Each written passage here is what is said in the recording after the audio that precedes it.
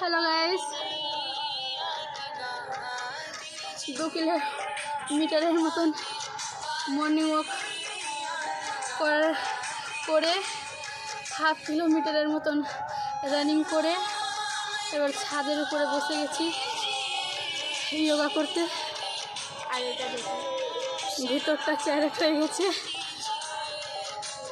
তোমরা এইভাবে অ্যাড থাকো যেন ডেলি পারি করতে, 1-2 দিনে চ্যারেট না হয়ে যায়। কেন কি ফিগারের ফিটনেস প্রচুর দরকার আছে, যেটা কি কোনো দিক থেকে বেঁচে নাই শরীরে। এই দেখো খুশি লাভ দড়ি নিয়ে বসে আছে, দেখি হাইয়েস্ট 20 বার করেছে, রাইট? দিদি এখানে শুয়ে গেছে, দেখো। হাই গাইস, তো এবার যোগাটা করি, নেক্সট ভিডিওতে আসছি। পারলে লাইক কমেন্ট করো, বাই।